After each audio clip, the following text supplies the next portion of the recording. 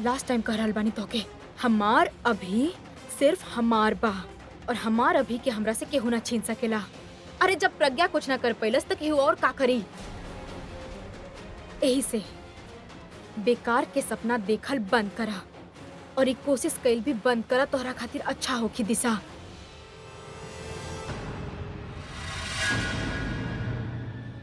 पता बा तू अभी बिल्कुल कंश मामा के तरह लग रहल बाड़ू।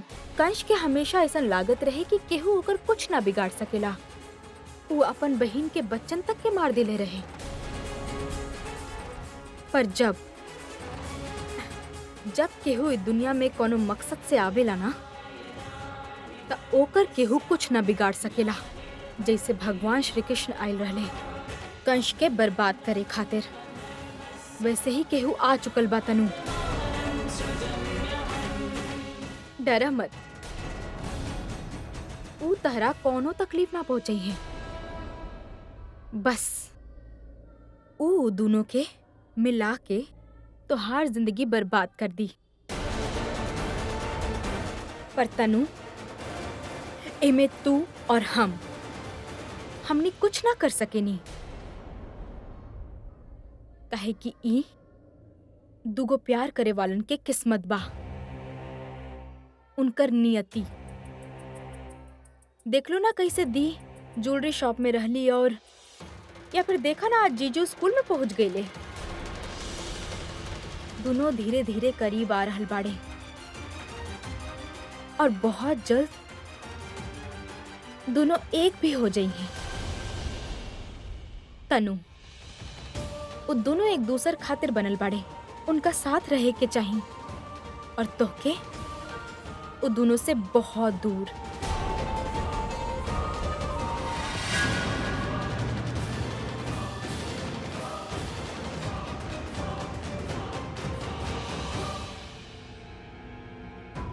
तू ना जाने लू दिशा हम का कर सकेनी। ऐसन केहू भी नहीं खे जे अभी और प्रज्ञा के एक कर सकेला, और अगर ऐसन कोनो वजह बा तो जे दिन हमके पता चलल ना, हम वो वजह के खत्म ही कर देब।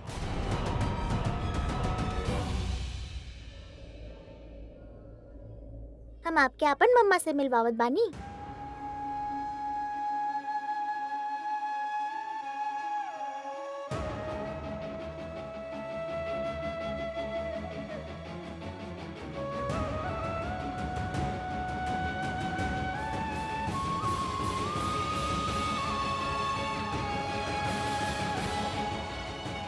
कहाँ पड़ी तहार मम्मा? ये कहीं तरह ली ऐसे राली तो अब कहाँ पड़ी? वो रली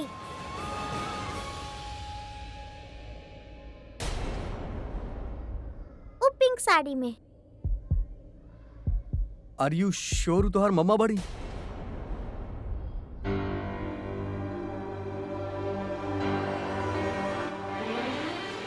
हमार मम्मा ना बाड़ी, वो भी पिंक साड़ी पहनले बाड़ी। वो है तो हम सोचनी कि फेस तो मैच नहीं कियो, तो हमके लागल कि तू पापा पे गेल बाड़ू। एनीवेज, कहाँ बड़ी तोहार मम्मा? अगर वो तोहार मम्मा ना बड़ी तो कहाँ बड़ी? पता ना, अभी तो ये कहीं रली। ऐजे रहली तो आप कहाँ बाड़ी? एक्चुअली जौना तरह तू क्यूट बाड़ू ना, आई एम श्योर तोहार मम्मा भी क्यूट हुई हैं। तो हुई कि वो शैतान बच्चा जे तोहार मम्मा के अपना साथे ले गई हुई आपन मम्मा बना के। चला तारा खातिर नया मम्मा ढूंढल जाए, कम ऑन ना। हमके उनका आपसे मिलावे के रहे, हम उनका बोलने रही, लेकिन कि पहले हम उनका अपन सुपरमैन से मिलाई, फिर हम अपन कंपटीशन खातिर जाई।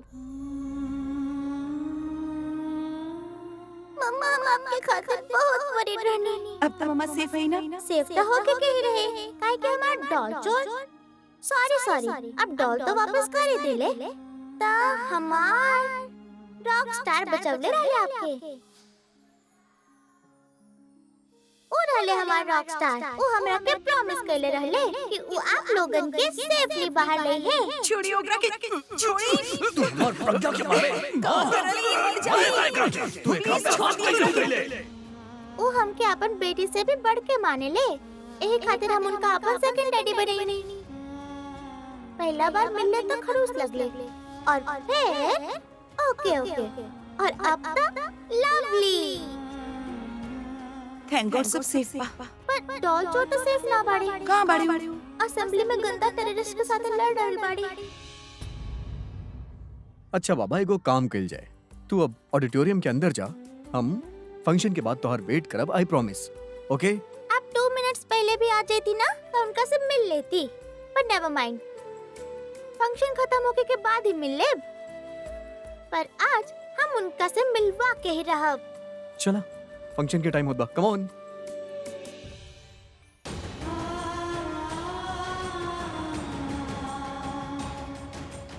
अगर क्यारा इनके हमसे मिलवा देने तो इनके पता चल जाए कि उनकर ही बेटी बा और क्यारा के हमसे अलग कर दी हन।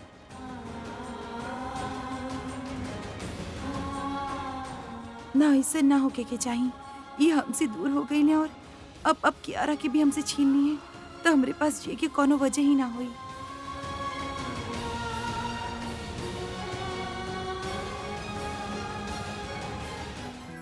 अरे अरे अरे अरे अरे तू यहाँ पे का कर रहल बाड़ा? तो के तो बैक स्टेज होके के चाहिए ना। आप तो अपन पार्टनर के साथ खड़ा बानी, हमके भी तो बैक स्टेज जाए खातिर अपन पार्टनर चाहिए ना। पापा बोला ना मम्मा के। दिशा तो क्यारा होके ना बैक स्टेज, तू वहाँ जाके चेक कर ला। यू आर राइट, अनाउंसमेंट भी भल रहे। मम्मा कभी कभी सेंसिबल बात कर ले। बदमाश, बहुत बोले लागल बा आपके बेटा। हाँ हम इतना कम बोले तानी था, केहू के तो ज्यादा बोले के रहल। अरे आराम से।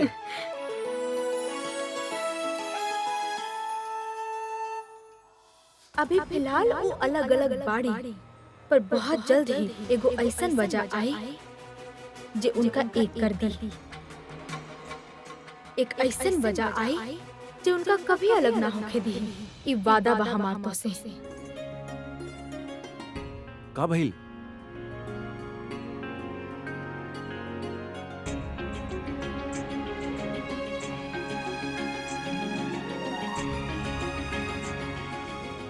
पता बा अब तो हमरो दिल यही कहेला कि कियारा अभी के बेटी है, और अगर ये दोनों एक खून हुई है ना तो प्रज्ञा दी और अभी के एक होके से केहू ना रोकी।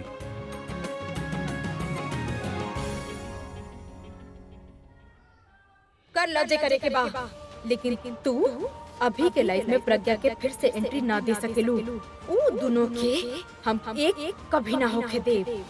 केहू कुछ भी कहे, कितना भी रोके, पर आज ही तीनों एक साथ मिले हैं और फिर कबो अलग ना होके। अरे हाय, हेलो बेटा। हाउ आर यू? फाइन। सुपरमैन के साथ बानी ता ठीक ता हो खबी ना। हे डार्लिंग कम हियर। अब जीत क्या ये ओके? वो तो हमार बचपन के आदत बा। बचपन के? हाँ, बचपन के। चला प्ले शुरू होके वाला बा, come on, don't miss anything. Bye go. Bye bye bye all the best. Thank you aunty. Go go go go. Bye, good luck. Bye bye. ये दोनों यहाँ पे बाड़े था, प्रज्ञा दी कहाँ बाड़ी?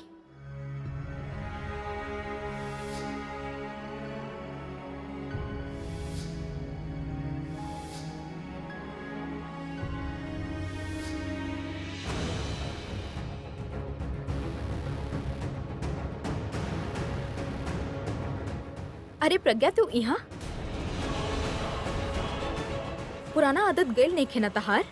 पहले लोगन से रास्ता में टकरा ला और फिर उनके रास्ते पे लावा। काहे आयल बड़ू यहाँ?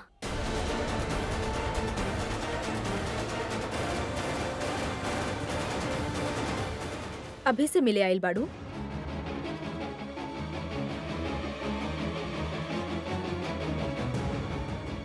प्रज्ञा हमार बात के जवाब द। प्रज्ञा हम तोहसे बात कर रहल बानी। प्रज्ञा का चाहत बाड़ू तू? शादी हो गइल बाना तहार, अमीर हस्बैंड मिल गइल बाना तोके, अब काहे हमार अभी के पीछे पड़ल बाड़ू? चल काहे ना जात बाड़ू हमनी की जिंदगी से। अभी के इम्प्रेस करे के एगो मौका ना छोड़ेलू ना तू। यही से ही मेकअप स्टाइल, ताकि कब अभी के नजर तोहरा पे पड़े और कब तू अपन जादू दिखावल शुरू कर द। और ये फेक आंसू भी यही खातिर होकी है ताकि अभी के नजर तोहरा पे पड़े, इमोशनल हो जाए, तोहरा के हक कर लेवे और तोहार काम और आसान हो जाए। अरे शर्म करा शर्म, केहू के पति के छीन के खुश ना रहबू तू। हमके तोहर पति भी कोनो इंटरेस्ट ना बतानू और ना ही तो में। प्लीज प्लीज हमसे इनसिक्योर भइल छोड़ दा। शांति से जिए अपन जिंदगी और हमके भी जिए द। Please don't waste my time. ये अभी खातिर यहाँ नहीं आइल तो फिर केकरा खातिर आइल बिया?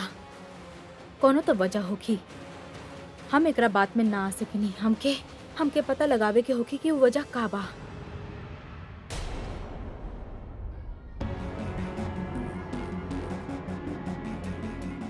कोनो वजह ना हुई तो ये कंपटीशन देखे ही आइल होगी, पर कंपटीशन में एकर का इंटरेस्ट बा? वहाँ तो सारा बच्चा बाड़े।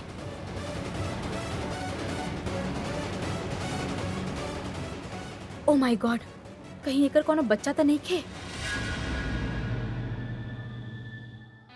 ओ प्रज्ञा,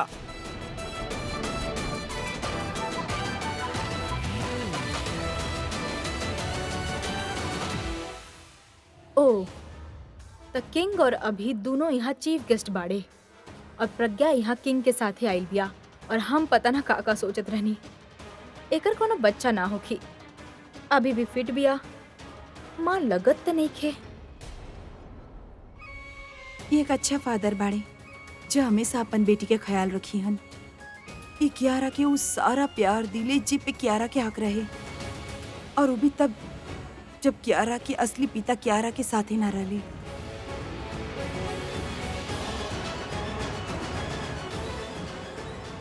तू हमार वेट कर रहल बाड़ू?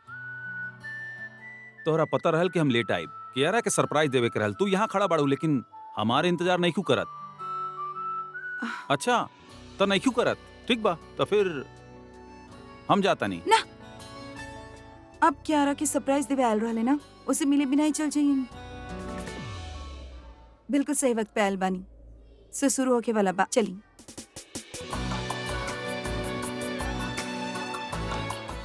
हम कियारा के बिल्कुल पता ना चले देनी कि क्या पा रहल बानी।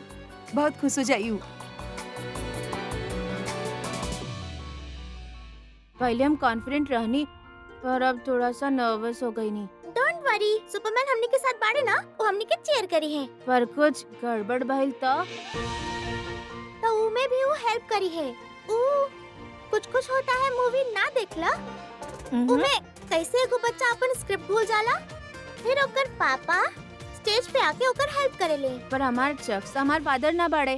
पर हमार बाड़े वो हमनी के अंडरस्टैंडिंग बा, तो के ना समझ में आई तो के का केहू के भी ना समझ में आई। तो रिलैक्स कर, ट्रस्ट मी। सुपरमैन जिकरा साइड होके है, विनर ओहे टीम होगी, and he is on our side.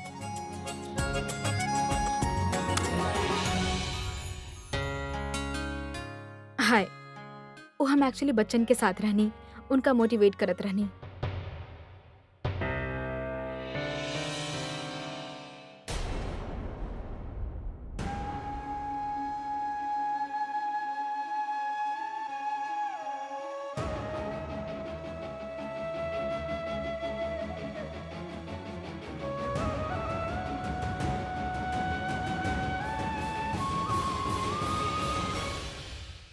सब लोग ड्रामा शुरू होके के इंतजार कर रहा बाड़े और I am waiting for princess. हमरा देखते ही चिल्लाई, डैडा।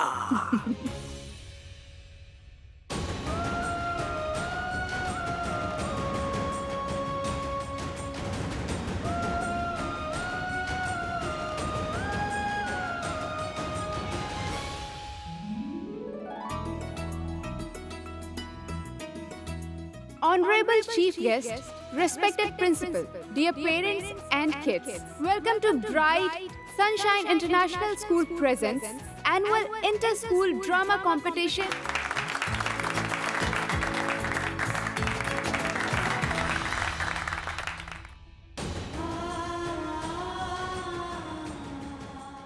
I'm sorry, अब हम आपके अपन जिंदगी में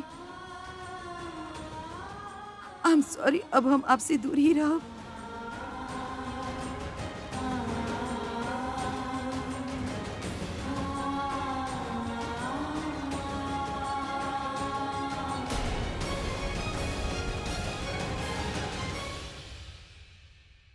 So without wasting any time, let's begin our drama competition. तो सबसे पहले आ रहल बाड़े ब्राइट स्कूल के student with the play called Cinderella.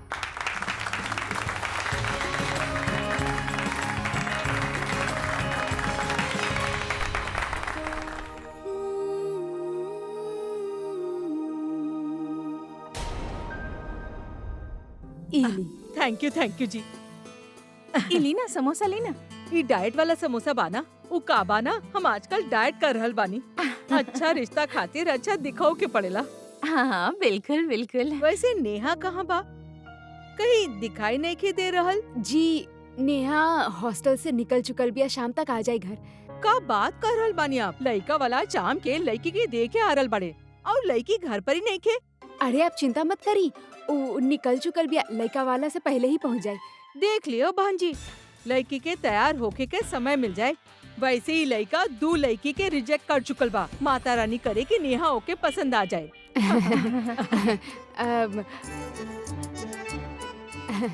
ई लिया आप दी।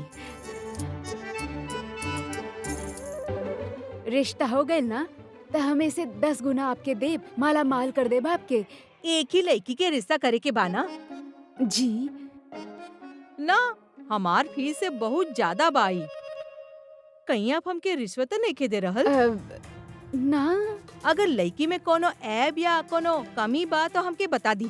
बिन्नी अपन रिकॉर्ड खराब ना करेले। अरे ना लड़की में कौनो ऐब ना बा। अरे सुंदर बा, सुशील बा, पर सबसे बड़ी बात अभी द रॉक स्टार के भतीजी बा। अरे आप ही घर देख रहल बानी, कितना शानदार बा। अरे लड़का वाले तो घर देख के ही हाँ कर दी हैं। हाँ मम्मी जी बिल्कुल ठीक कह रहल बानी। अगर आप थोड़ा देर और रुक जाती तो आप ही पहले देख लेती, लड़का वाला से भी पहले। ना ऐसन बातों शाम के लड़का ही देखी। हम चलत बानी, और भी जगह रिश्ता के बात करे के बा। भगवान करे वहाँ भी आप लोग जैसन दिलदार लोग मिले हमके। नमस्ते।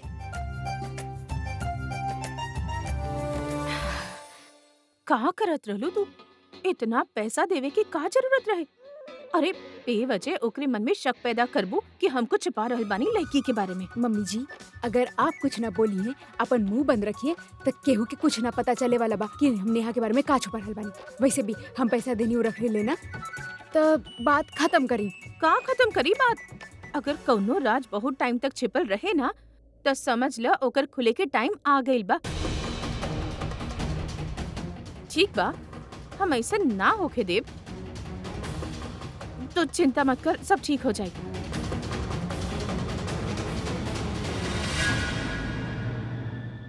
गॉड जी हम प्लीज हमरे नेहा के राज ही बनाए रखिया। केहू के भी एकरा बारे में कुछ पता ना चले। अगर सबके पता चल गई तो फिर हमार बेटी से के करी शादी।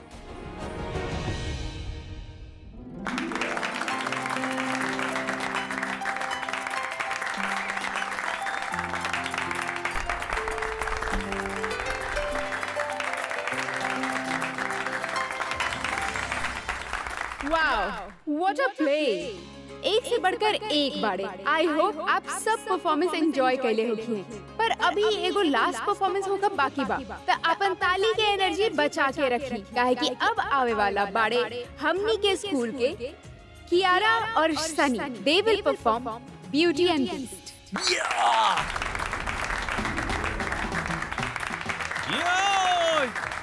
या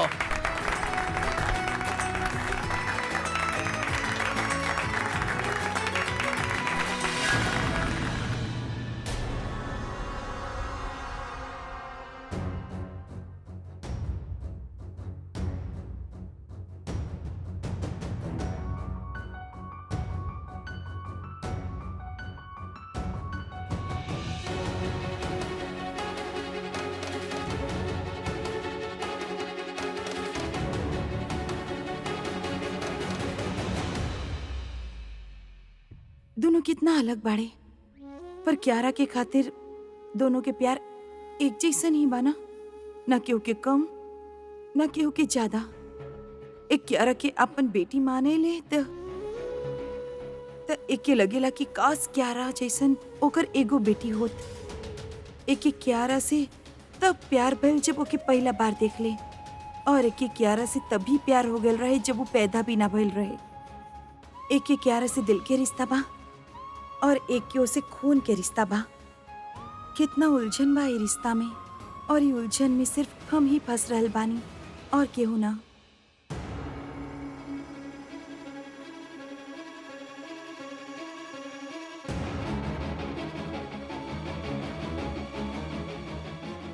आई थॉट कुछ लागल बा।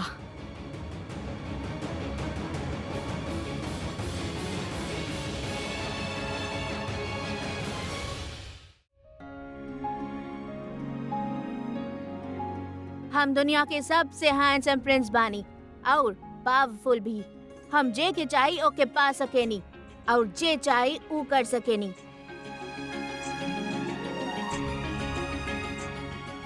तू हमरे रास्ता के बीच में कैसे आइलू? हम प्रिंस बानी, हम तो के सजा देब। इतना ईगो अच्छा नहीं खे। हमारी ईगो ही हमार पावर बा।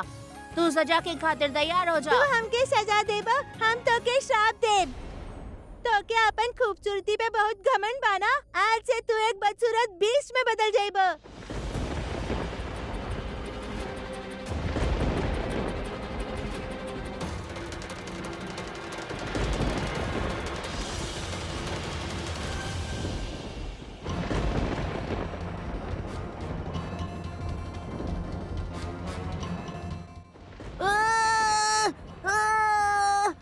श्राप तभी खत्म होगी जब एक खूबसूरत राजकुमारी तो से सच्चा प्यार करी। हम सबके प्यार करी। अब हम एक बदसूरत जंगली जानवर बन चुकल बानी।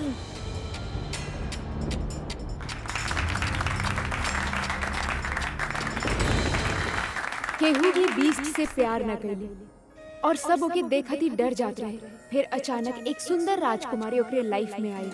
बीस्ट के ओके देखत ही प्यार हो गए और उ शादी करे चाहत रहे, लेकिन राजकुमारी मना कर दिले और राजकुमारी घर चली गई वापस लौटे के वादा करके। लेकिन जब वो वापस ना आई तब बीस्ट के हालत मरे जैसन हो गई।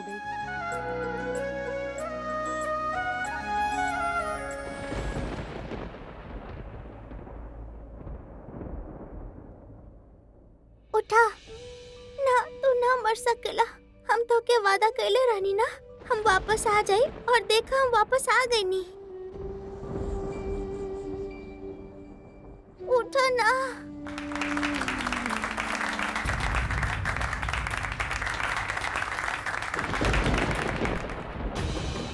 रॉबिन तो के कुछ तो पता होखे के बजे एक्सीडेंट हो देख ले बा। मर्डर। हाँ उहे मर्डर। के बाबू जे मर्डर हो देख ले बा रॉबिन। कियारा। तू जिंदा बाड़ा? हाँ, हम जिंदा बानी।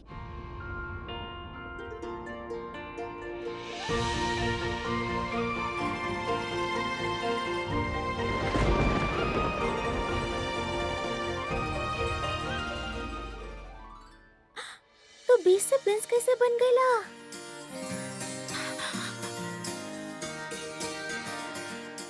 ई हमार श्राप रहे जेके तोहार प्यार खत्म कर दिले। जे हमके श्राप देले रहे वो हमसे कहले रहे कि हूँ तोसे सच्चा प्यार करी त तू वापस प्रिंस बन जाइबा।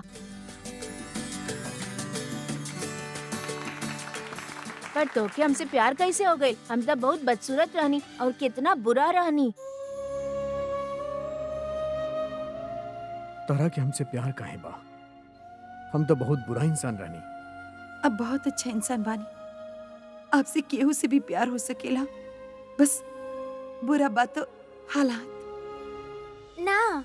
हम तोहरा अंदर के अच्छाई के देखनी, तोहरा अंदर के खूबसूरती के देखनी, तो हमके तो से प्यार हो गई।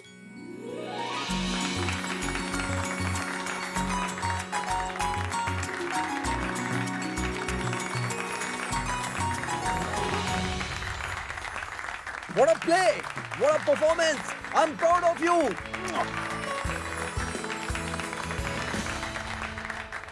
I love you! ई केकरे बारे में कह रहल बा? पता ना, शायद प्रिंस।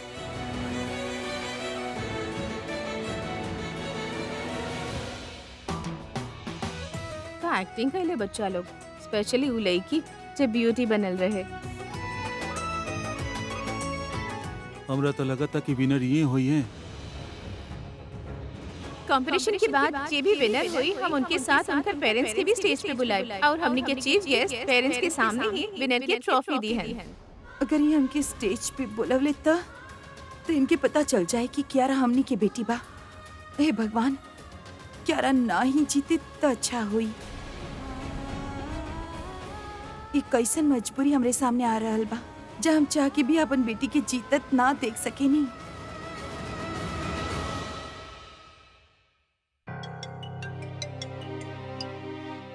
केकर फोन बा? ऑफिस से फोन बा। हम 2 मिनट में आवता नहीं बस।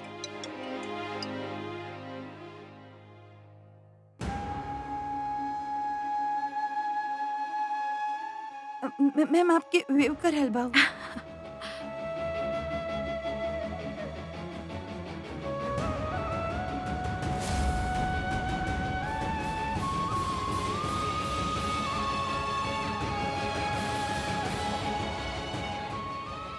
अच्छा भाई कि ई कियारा और मिस्टर सिंह के वेव करत ना देख ले। Go. Thank you teacher. Thanks teacher. One more round of applause. And thank you so much. आप सब यहाँ आइले और बच्चन के चीयर कई के इनकरेज कईने। सब स्कूल के प्ले हो चुकल बा और अब हमारे जजेस सबके पॉइंट दी हैं। और जब तक वो रिजल्ट तक पहुँच ले और तब तक you all can go and have tea, snacks in amphitheater area. और हाँ, 10 मिनट के बाद रिजल्ट अनाउंस हुई।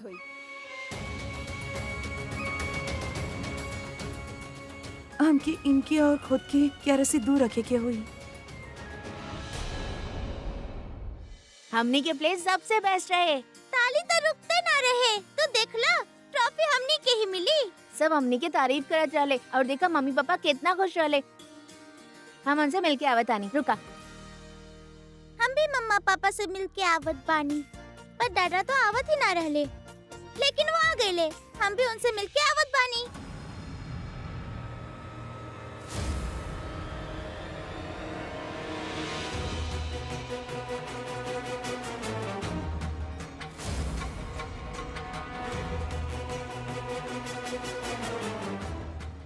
ई जा कहाँ रहल बिया?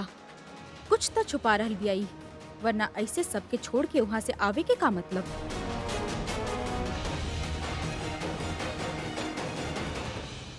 मम्मा!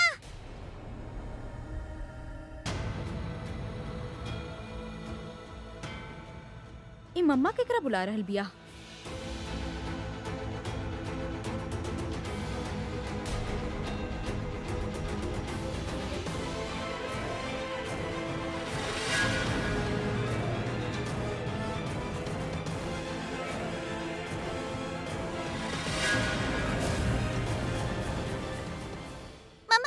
प्ले कैसन लागल? अच्छा लागल?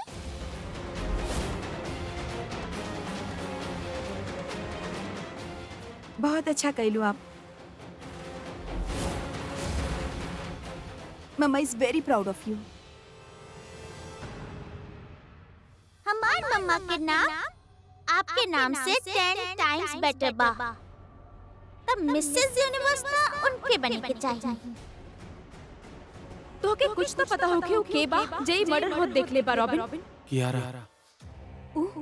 जे निखिल के जॉन के मर्डर करत देख ले बा, ओ कियारा बिया। और कियारा के और के ना प्रज्ञा के बेटी बिया। Oh my God, oh my God, हमके चक्कर आ रहल बा। हमके कुछ हो जाए। हमके आलिया से बात करे के बा। आलिया। मम्मा, आप कहाँ पे जात रहनी? हम एक्चुअली तोरे टीचर से कुछ बात करे जात रहनी। कौन सा बात?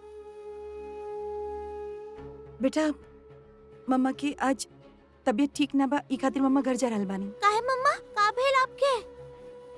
कुछ ना, बस मम्मा के थोड़ा सा पेट दर्द हो रहल बा, थोड़ा सा चक्कर आ रहल बा। मम्मा घर जाके सो जाए तब बिल्कुल ठीक हो जाए। आप डैडा के बोलिए कि मम्मा घर चल गई। मम्मा, हम भी आपके साथ चल सकेनी प्लीज? ना बेटा, दिखा अब बहुत अच्छा परफॉर्म कर ले बाड़ू and I am very sure आप ही विनर बनी है। फिर आप विनर के ट्रॉफी लेवे स्टेज पे जाइए। ना मम्मा, हम ट्रॉफी बाद में ले लेब, लेकिन अभी आपके अकेले ना भेजब। बेटा हमार बात सुन, अगर आप ट्रॉफी ना ले ली तो केहू और के दे दिहन। इट्स ओके मम्मा, हम नेक्स्ट ईयर विनर बन के ले लेब, पर पहले हमके आपके साथ जाए के बा। बेटा इतने एक्साइटेड रहनी ना वो ट्रॉफी के खातिर, अब वो ट्रॉफी आपके ना चाहिए। वो ट्रॉफी हमार मम्मा से बढ़ के नहीं खे। जब हमार तबीयत खराब होखेला तो आप हमके छोड़ के जाए नहीं कहीं। हमके हमार मम्मा ही चाहिए, हमके और कुछ ना चाहिए। आप जाके हमारे टीचर से कह दी कि हमने दोनों घर जा रहल बानी। एंड डोंट वरी, हम आपके बताए कि उनका बहाना का बतावे के बा। चली।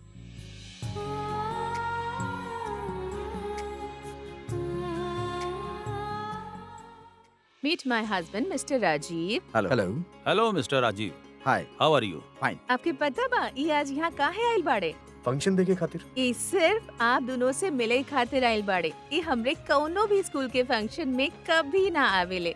जब इनके पता चलल कि आप दोनों चीफ गेस्ट बन के आइल बाड़े तो ये खुद बच्चन जैसन बन गए और जिद करे लगले। सर हम आप दोनों के ही फैन बानी और हमार वाइफ भी बाड़ी। हम आप दोनों के बहुत पसंद करेनी। रियली? तो आप बताएं कि आपके ज्यादा के पसंद बा। ये तो हमरे खातिर करण अर्जुन में से केहू एक के चुनल जैसन हो गई। Wow, principal ma'am is filming. अब तो बतावे कि ही पड़ी मैम। बताई ना कि आपके के पसंद बा, अर्जुन या कर?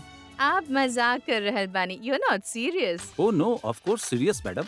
देखिए हम आर्टिस्ट ऐसन चीज में मजाक ना करेनी। देखिए हमनी खातिर ये जानल बहुत जरूरी बा कि आपके फेवरेट आर्टिस्ट हमनी में से के बा। काहे कि अगर अभिषेक आपके फेवरेट बा, आई डोंट माइंड, फिर हमार यहाँ रहे के कोनो फायदा नहीं किया। आई शुड बी लिव हियर। आप हमार फेवरेट बानी।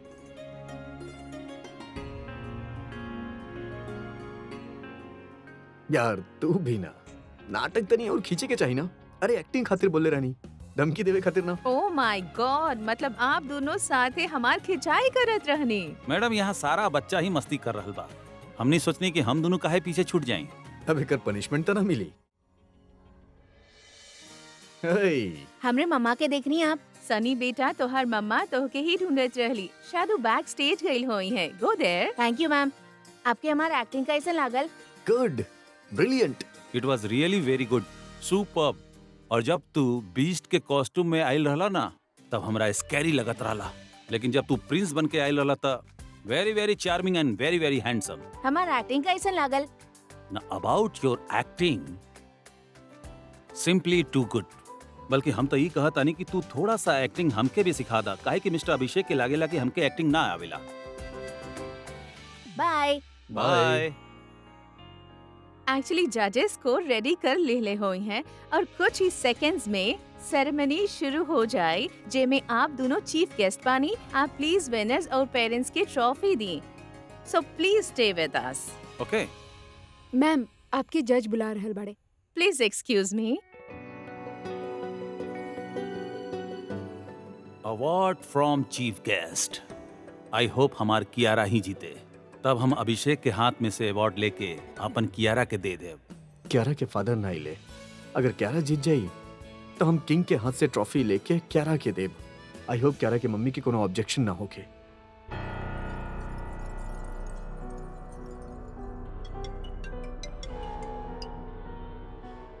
हाँ तनु बोला। आलिया, तू जाने लो क्यारा के बिया?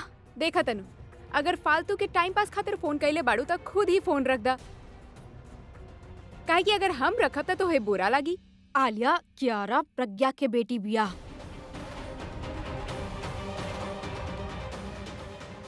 व्हाट?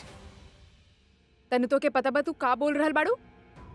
हमके अच्छा तरीका से पता बा कि हम का बोल रहल बानी, लेकिन तोके याद बा क्यारा के बिया? Of course I know it Tanu. उ सनी के क्लासमेट बिया। हाँ उहे, उ प्रज्ञा के बेटी बिया। हम दोनों के देखनी वो माँ बेटी बाड़ी।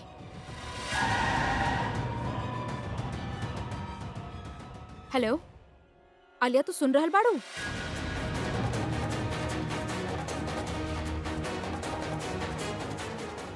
आलिया, क्यारा प्रज्ञा के बेटी बिया। हमके अच्छा तरह से याद बा हम का बोल रहल बानी। तो के याद बा क्यारा के बिया? उ प्रज्ञा के बेटी बिया। हम दोनों के देखनी वो माँ बेटी बाड़ी। आलिया, क्यारा प्रज्ञा के बेटी बिया। तो के याद बा क्यारा के बिया? उ प्रज्ञा के बेटी बिया। तो के याद बा क्यारा के बिया?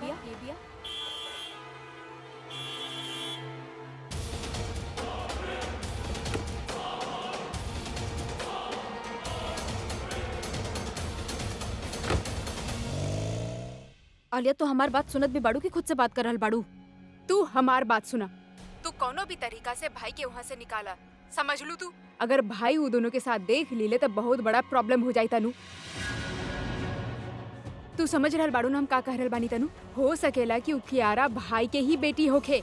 शट अप आलिया, ऐसन कुछ भी नहीं खे। तोहरे कहले से ना कुछ बदले वाला ना बा। ज्यादा टाइम वेस्ट मत करा। तू बस भाई के वहाँ से लेके जा यार, उनके घर लेके जा। और उ दोनों के भाई के सामने बिल्कुल मत आवे दिया, समझ लू। तब तक हम कुछ सोच ले कि का करे के बा। Oh really? और का कह के घर लाई?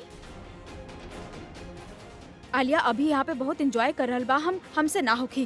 का हो रहल बा वहाँ हमके बतावा तू। बहुत कुछ हो रहल बा। और आलिया अगर कियारा ये प्राइज जीत लेलस ता ओकरा स्टेज पे बुलावल जाई ओकर पेरेंट्स के साथ, और अभी के पता चल जाई कि वो प्रज्ञा की बेटी बिया। एंड यू नो दिशा पूरा कोशिश कर रहल बिया कि अभी प्रज्ञा एक हो जाए, और वो हमके चैलेंज भी कैले बिया। ओह गॉड प्लीज हेल्प मी, का करी हम? तनु पैनिक मत करा, हमनी के ऑलरेडी टाइम बहुत कम बा। अगर हम वहाँ पे आ सकती तब हम संभाल लेते, लेकिन ई वक्त तू वहाँ पे बाड़ू, सिचुएशन के संभाला और भाई के वहाँ से निकाला कौनो भी तरीका से। तू समझ रहल बाड़ू कि एक सेकंड हमनी खातिर कितना इम्पोर्टेंट बा। हम दोनों यहाँ बात करत रह गई और भाई वहाँ वो दोनों के साथ में देख ली है। तू डरवावा मत हमके, वरना हमसे कुछ हो ना पाई। ओके हम फोन रखत बानी, लेट मी थिंक समथिंग। सोचा मत करा, टाइम ना बा हमनी के पास।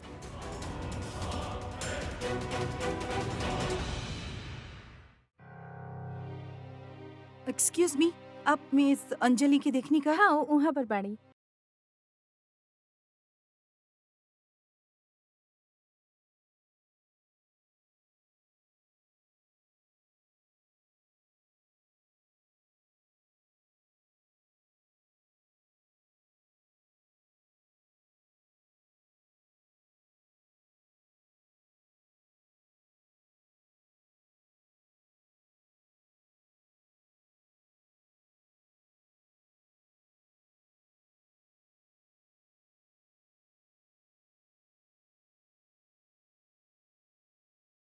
वो परेशान काहे लगा तारी?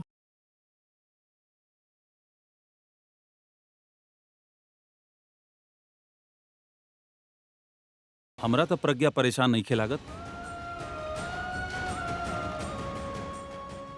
वो परेशान बाड़ी, जौन हम देखा था नहीं वो ई काहे नहीं के देख पावत।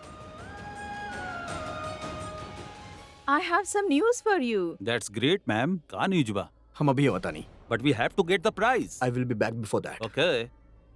So tell me, what is the good news? News का बा उ हम बता ना सकेनी, लेकिन केकरा बारे में बा हम उ बता सकेनी।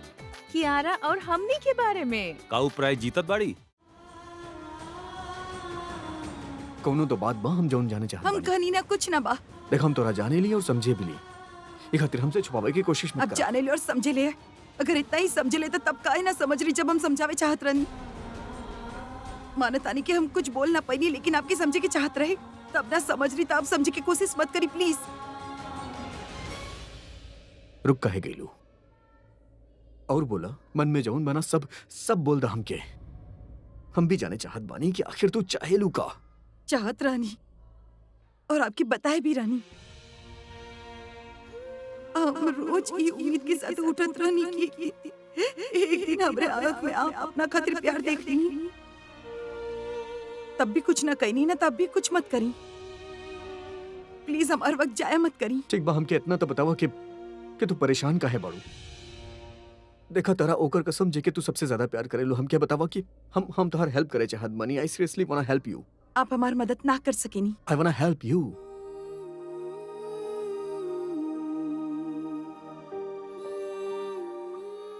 मिस्टर सिंह से हमारा झगड़ा हो गया, कपड़न के लेके वो कपड़ा ना पहन ले हम चाहत रहनी। हम चलता नहीं। I'm sorry कि हम आपसे झूठ बोलत बानी। हम शायद गलत ही करल बानी, लेकिन ये वक्त हमके कुछ समझ में ना आ रहल बा।